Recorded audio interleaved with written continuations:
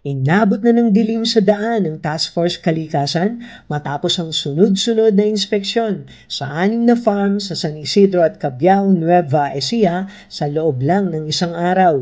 Bahagi ng pinaigting na kampanya ng pamahalaang panlalawigan upang tukuyin ang pinagmumulan ng inirereklamong pagdami ng langaw sa ilang komunidad. Ang mga barangay na sinuyod ay ang Tabon, San Roque at Manga sa San Isidro at San Vicente sa Cabiao. Narito ang mga farm na isinailalim sa inspeksyon: Gamboa Piggery Farm, Damon Farm, Gigli Bird Poultry Farm, Gonzalo Poultry Farm, RCQ Farm, Ostingo Layer and RTL Farm. Sa kabila ng masusing pag-iikot at pagtutok sa kalinisan, waste management at fly control practices ng bawat pasilidad, walang naitalang aktibong fly infestation sa alinman sa mga ininspeksyong farm sa oras ng pagbisita ng task force. Umamin naman ang Gigli Bird Poultry Farm na nagkaroon sila ng fly infestation at nangakong hindi na muna maglo-load hanggang di nila nasusunod ang recommendations ng task force. Narito ang panukala para sa kanila at sa iba pang nabisitang farm. Pagkukumpuni ng mga net sa exhaust fans upang mapigilan ang paglabas ng langaw mula sa loob. Mas pinaigting na fly control program, kabilang tuloy-tuloy na perimeter spraying, pagtanggal ng mga damuhan at paglilinis sa paligid, lalo na sa mga layer farms na may vegetation sa paligid. Pagsunod sa tamang schedule ng manure removal upang maiwasan ang pagdami ng langaw tuwing umuulan. Pagpapatuloy ng pamimigay ng fly trap sa mga komunidad bilang bahagi ng kooperasyong pangkalikasan. Dahil tatagulan, ang ini palang process ng pagtanggal ng dumi ay manual. Everyday po yan. Ganun po yung ginagawa niya.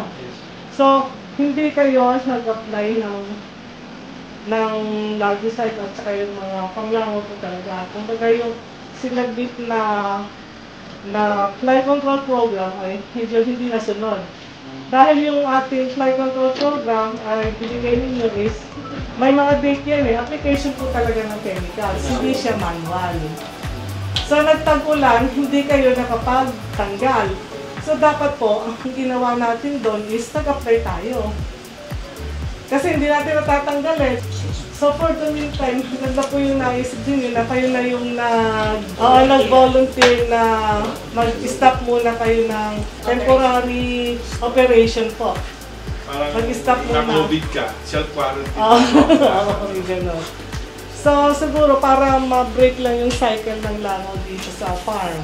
Then, yun din pong MRF, yung Material Recovery Facility, para hindi po nakakalat yung mga pinagpasyuhan din natin ng sako na gano'n po.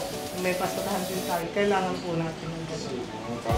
Maglagay po tayo ng gano'n. Sa bahagi ng inspeksyon sa Barangay San Vicente, Cabiao, makatabi ng bayan ng Arayat, Pampanga, binanggit ng ilang farm owners ang posibilidad na maaring ang pinanggagalingan ng langaw ay mula sa labas ng lalawigan, lalo na't wala namang aktwal na infestation sa kanilang farm.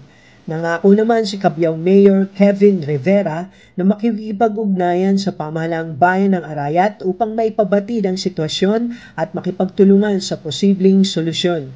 Tiniyak ng Task Force Kalikasan na magpapatuloy ang regular na monitoring sa mga farm sa buong lalawigan, lalo na sa mga lugar na may reklamo o potensyal na environmental concern. Sa ilalim ng pamumuno ni Governor Aurelio Oy Umani, nananatiling malinaw ang paninindigan ng pamahalaang panlalawigan.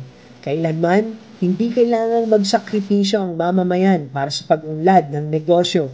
Kung may malasakit, disiplina at tamang pamamalakad, pwedeng magtagumpay ang kabuhayan na hindi nakokompromiso ang kalikasan at kalusugan. Para sa Balitang Nueva Ecija, Delphine Agustin, Ilaw, DWNE Teleradyo, ang inyong kakampi.